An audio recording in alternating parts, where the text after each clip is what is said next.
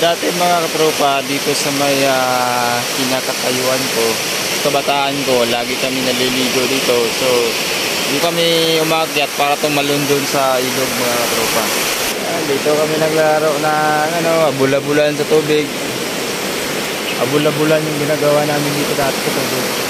Na rin pag tinatawag na Biyernes Santo or San Juan. Biyernes Santo, San Juan, basta tag-init siya, maraming naliligo dito. Marami talagang naliligo dito, maraming naglalaba.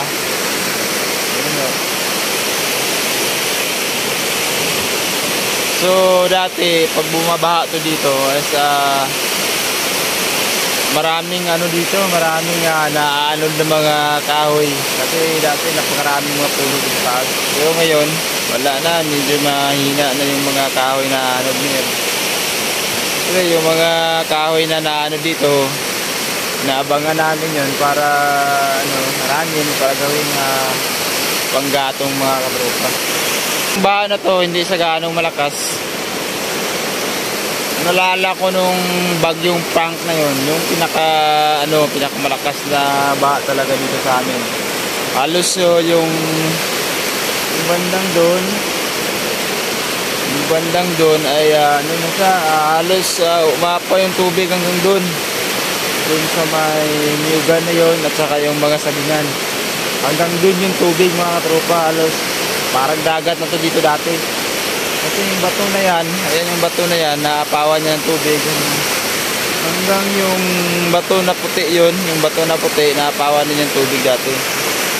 At saka dito sa kinatatayuan ko, yung tubig is malapit na umapaw dito. Hanggang dito yun yung dito yung banda sa kinatayuan ko, ayan hanggang, hindi naman sa umapaw, pero hanggang dyan sa baba banda.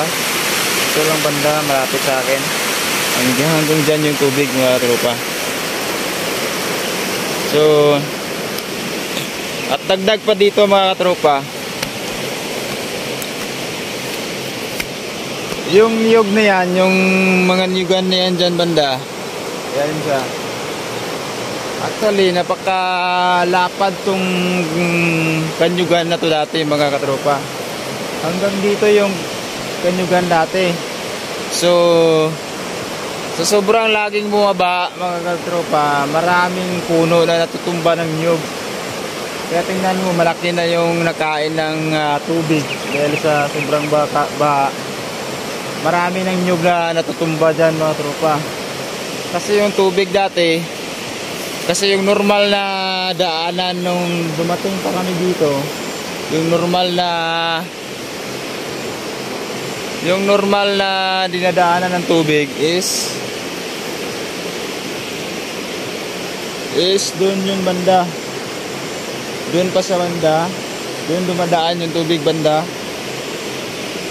Doon sa dumadaan dati banda. So kung makikita nyo, sobrang laki na kinain ng tubig. Sobrang laki na kinain ng tubig. At saka marami ng puno ng nyog ang natumba dito sa bandang ito mga katropa. So sayang lang actually, at kung wala tong bato na kinatatayuan ko ngayon, siyempre siguro ito kasi yung bato na to, ito yung umaharang sa mga kanyugan na yan dyan para hindi masira yung kanyugan. Ito yung bato na katulong na umarang. Kasi pag wala tong bato na to mga katropa, siguro nauubos na yung na yan, yung kanyugan na yan dyan, nauubos na yan pag wala tong bato nito na nakaharang dito sa kinatatayuan ko. Sobrang sobrang lakas nito pag bumaha mga katropa. So bago mag-end yung video natin mga katropa, siyempre shoutout muna dyan sa lahat ng mga solid supporters ko. At maraming salamat. Maraming thank you sa panonood ng mga videos ko. Kung bago ka pa lang sa ating YouTube channel, siyempre mag-subscribe ka na at para maging updated ka sa mga latest na i-upload nating mga video mga katropa. So yan lang po. Ingat po tayo lagi, lalo na ngayon ay tag-ulan, tag-baha. ito na yung panahon na bumabawi na yung tag-ulan at matagba mga katropa. So ingat po tayo lagi. God bless po sa inyong lahat at maraming salamat.